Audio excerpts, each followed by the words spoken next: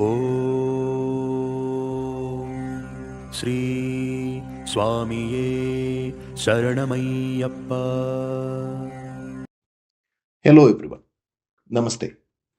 Welcome to Nath Astrology, a scientific roadmap of life through Vedic astrology. My name is Harish. Today, I am bringing you the roadmap for the next possible 1 year, 25 to 26. Why 25-26? 25-26 sees the transit of four major planets. So, what should be your roadmap for the next 10 to 12 months is what we would be discussing here. So, if the period is really good, how should you capitalize on the same? If it is slightly giving you challenges, how can you take measures to overcome the same and give you a better roadmap? That is what we would be really looking at. And what are the areas that we would be covering? We would be looking at multiple facets: career, money, family, health, children, marriage. All these facets would be considered to give you the best of the advice for the next 10 to 12 months, that is 25 to 26. Right? So, as I told you, there are four major planet transits that either has happened or would be happening in the near future in the coming year. Right? So, what are the major planets that are transited? So, one is the largest planet, Shani or Saturn, right? So, Shani or Saturn takes 2.5 years to travel through one Rashi to the next one, right? So, overall, it takes like 30 years, approximately 30 years to go a full circle from Mesha to Meena, right? So, that is a period it takes across the 12 Rashis that is there. The next one is Brihaspati or Guru, which transits every 1 year, right? So it takes approximately 12 years to go the full circle around the sun. The other two planets, although are many times called conjoined because they are called to be the head and the tail of the same demon, Rahu and Ketu, right? So they have a slight difference when it considered versus Shani or Guru. They only travel anti-clockwise. They transit in every 18 months, 1.5 years from one Rashi to another. That's one sign to another. So it takes almost 18 years for them to complete the full circle. Instead of going Mesha, Rishabha, and so on, it would go Mesha, Meena, etc. Right? It would go the anti-clockwise way. Because these are the four major planets, and the other planets like Sun, which take transits every month, Moon, which transits every 2.5 days, and say Venus or Mars, which takes transits again close to 1 month, 1.5 months, 2 months. The impact of those planets would be lesser in the daily lives, while these four planets will have the largest impact when it comes to transits from one Rashi to another. But please be mindful that your Janam Kundli, that is the horoscope that has been written while you were born or based on your date of birth, the time of birth, and the place of birth, would give you the best of the advice that considers to be the 90 percentage of what you would be and how you would be. The 10 percentage of the other 10 percentage is determined by the transits that we are going to talk right now, right? So first let's consider Shani. Shani or Saturn has already transited on 29th March from Kumbh Rashi to Meen Rashi, that is Aquarius to Pisces, right? So Meen Rashi is the Rashi of Guru or Brihaspati. That means there is always a goodness when Shani comes to Pisces as a Rashi or Meen as a Rashi. The next planet is Brihaspati or Guru, who would be transiting on the 15th of May, right? He would be going from Rishabh Rashi to Mithun Rashi, that is from Taurus to Gemini, right? So, who is the Lord of Mithun Rashi or Gemini? The Lord is Buddha. So Buddha is the lord of all studies, education, higher studies, etc. And Guru or Brihaspati would be coming in there, which means that there will be a lot of emphasis in the world about higher studies and overall education as such. Rahu and Ketu would be transiting on the same day, which is on 19th of May, because they are part of the same, demon, as I said. So 19th of May, Rahu would be moving from Meen Rashi to Kumbh Rashi, that is Pisces to Aquarius.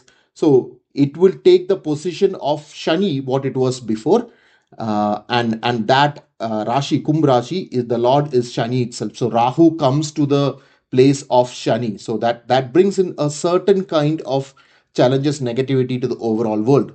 Ketu, as I said, will move from Kanya Rashi to Singh Rashi, or from Virgo to Leo as such, right? So Sun is the lord of Singh Rashi or Leo, and Ketu would be coming there, which means that a lot of emphasis on spirituality. There could be more, temples. There could be a lot of discussions on temples, etc. That would be starting.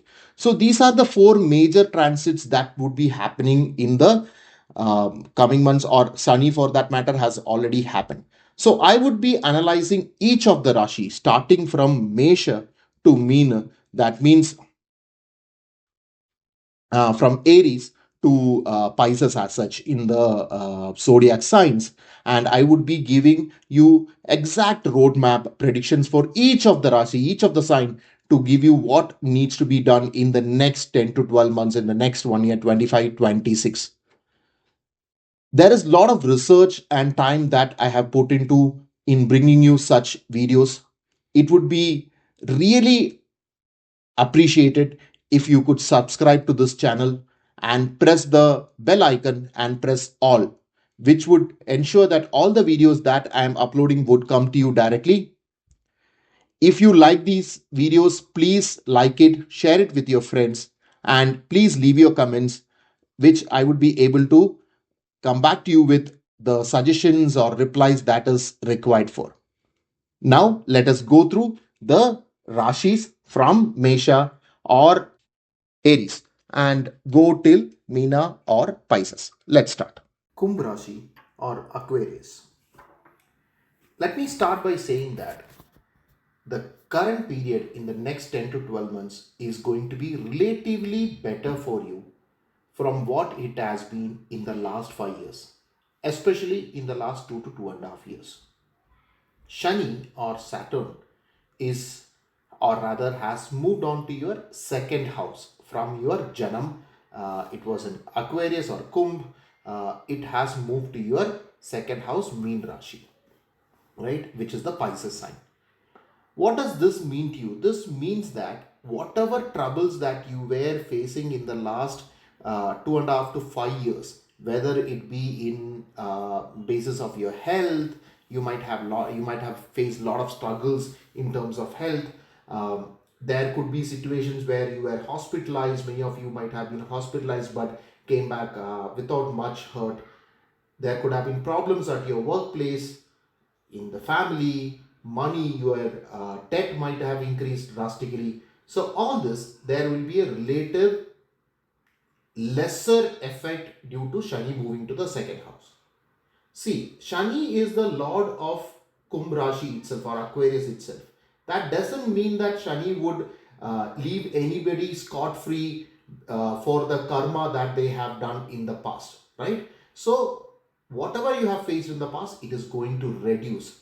Does that mean that it is going to be a superb period? No, it's not going to be. It just means that if you are carrying a 10 kilo load on your head, will it not be better if you are just carrying 5 kgs now? That is the effect that is going to come your way. Additionally, Guru, Brihaspati or Jupiter is going to give you a lending hand. Guru has moved from your 4th house to your 5th house, your Purva Janma, Purva Punya, Sthan, which means that there will be lot of good things that might come your way, because Guru will be aspecting your 9th house, 1st house as well as your 11th house, which means that your revenue should see an increase, your luck should increase, your gains should increase. So how will your gains increase? Maybe you are just coming out of a problem through your work at your workplace, and there are no scope for improving your gains as such, your revenue as such, right? So since Shani is aspecting your fourth house, there are chances that you might actually sell a property that you have had and make gains out of that. Probably that property, what you have, might be in the center of the city, and it could have been an old, kind of a dilapidated house. You might sell that off and see a lot of gains coming from that, and probably buy a new property, new vehicle. So all those are in cards as such, right? So your luck will increase, your gains will increase during this point of time. One thing you have to continue to be careful is about your health, because Shani continues to aspect your eighth house, which is your longevity of life.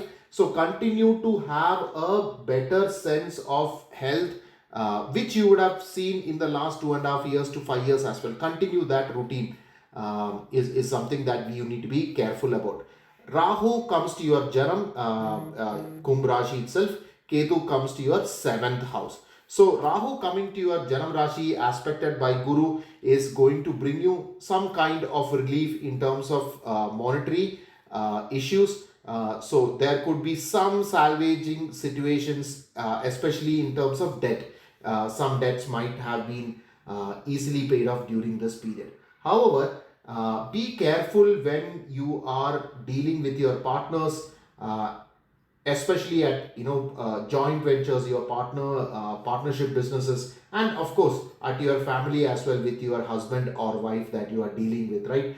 There could be situations of suspicion, there could be misunderstandings that could come your way during this point, because Ketu has moved on to your seventh house, which depicts the partners or the partnerships that you have, because of which there could be suspicion, as I told you. The remedy for this is that talk openly to your partner, because Ketu might actually push you into being isolated, being solo in whatever you are doing. So try to open up and talk. So this is how Aquarius or Kumbh Rashi is going to is for this period. Challenges are not reduced. It is going to continue, especially in terms of health. However, there is going to be good gains from property or vehicles that you have had, and your luck and your gains are going to increase. Be careful at family and at health, as I told you earlier. This will help you sail smoothly through this period, right? So once this 2.5 years of Shani is over, you are out of the Sade Sati, so that will bring you great benefits. Next year, Guru will transition to the sixth house, which is also great for you, which will remove all your debts, remove all your enemies. And by December, Ketu will move to your 12th, and Rahu will move to your 12th, and Ketu to your 6th, which will also be very good for you in the coming period. So lie low, sail smoothly during this period is what the advice would be for Kumbh Rashi or Aquarius. See, there is a lot of time and effort that has gone into doing the research and providing you analysis for each of the Rashis. If you appreciate the videos that I am putting, request you to please subscribe to this channel, press the notification or the bell icon and press all, so that all the videos that I am uploading will come your way. If you appreciate the video, please put the thumbs up, leave your comments so that I can understand what your thoughts are and make necessary improvements, as well as give you the right directions. Also share with your family and friends. In case you wish to directly reach out to me for personal consultation of your Janam Kundli or your birth horoscope or chart, you may reach out to me in the WhatsApp number below. Please text and fix an appointment through video or audio, which is available, and I will be able to give you the right direction for life, the recipe for success. Thank you very much. Namaste.